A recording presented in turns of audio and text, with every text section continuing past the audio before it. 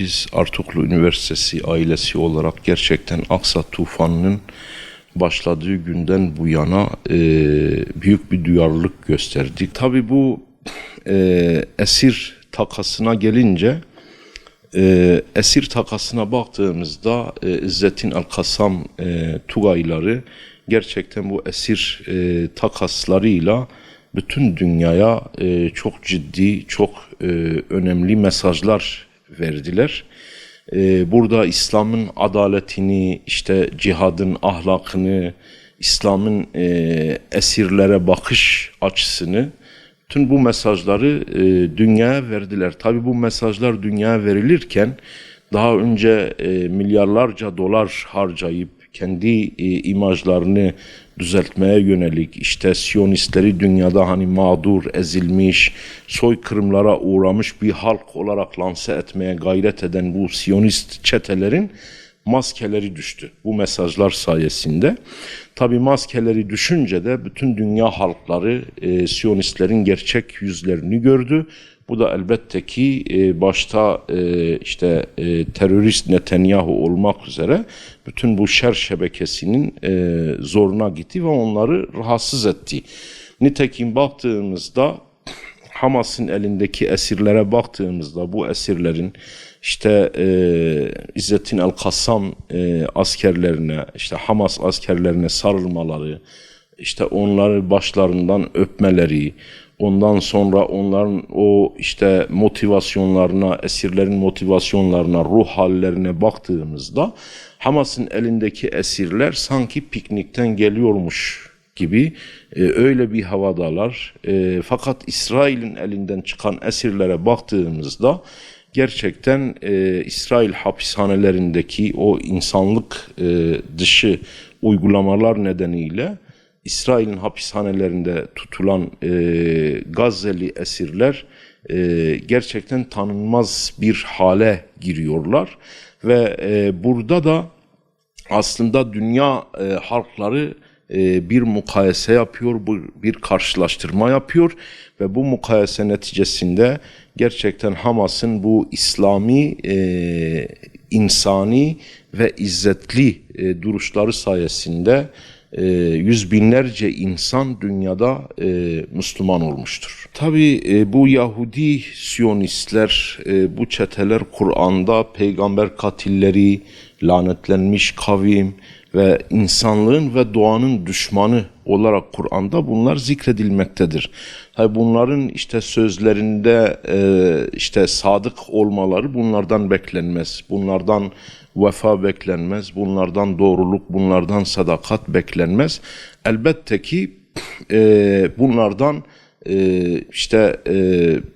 yani kötülük ve olumsuzluk manasında ne varsa hepsi bunlardan beklenir. Elbette ki Hamas'ta, İzzettin El-Kassam Tugayları da yani bir bütün olarak Gazze halkı da bunlara güvenmediklerinden dolayı yani ateşkesin bütünüyle orada hakim olması için bütüncül bir biçimde esir takaslarının ilk önce son bulmasını bekliyorlar. Nitekim bu 7. esir takasında da yine bunlar sözlerinde durmadılar ve oradaki Gazze'li esirleri bırakmadılar. Tabii Gazze bir bütün olarak yakıldı, yıkıldı. Belki dünya tarihinde hiçbir savaşta kullanılmayan ağır silahlar, işte nükleer silahlar Gazze'de kullanıldı.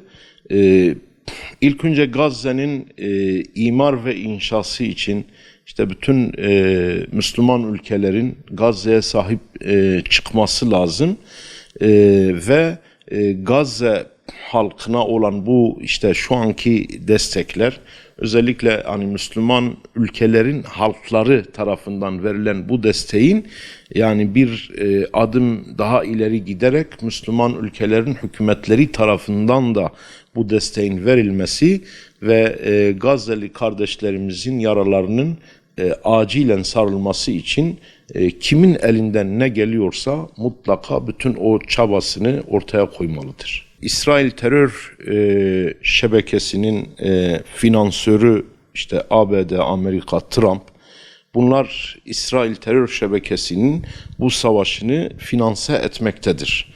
Ve Trump'ın işte biz Gazze'yi boşaltacağız, Gazze'deki işte insanları ilk önce Mısır ve Ürdün'e yerleştireceğiz. Ondan sonra da işte Fas ve Somali taraflarına götürüp orada onları konumlandıracağız şeklindeki mesajları bütünüyle bir etnik temizliktir.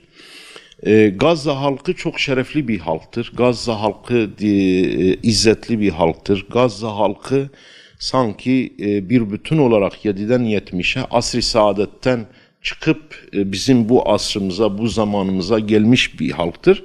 Dolayısıyla Gazze halkı nezdinde Trump'ın bu işte mesajları, tehditleri, şantajları bir hiçtir. Hiçbir şey ifade etmiyor ve Gazze halkının ortaya koydukları bu işte bu cesareti biz bütün Müslüman ülkelerin yöneticilerinin de ortaya koymalarını bekliyoruz. Yani bence Trump işte Gazze'yi insansızlaştırmak yerine Gazze halkını işte farklı bölgelere taşıyıp götürmek yerine İsrail'i, Yahudileri, Siyonistleri bu bölgeden götürüp işte Amerika'nın herhangi bir bölgesine onları yerleştirmesi gerekiyor. Çünkü neticede İsrail Amerika'nın bir kuduz köpeğidir. Bu köpeğin aşısı yapılmamıştır ve bugün Gazze'ye saldırmışsa yarın Lübnan'a da saldırır, şu anda saldırıyor, Suriye'ye de saldırır, Türkiye'ye de saldırır.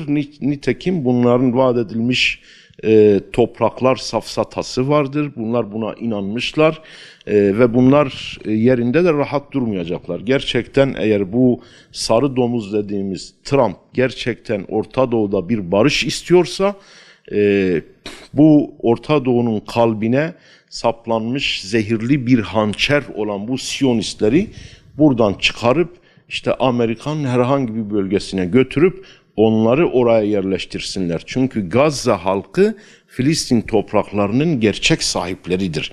Burada işgalci olan halk Siyonistlerdir.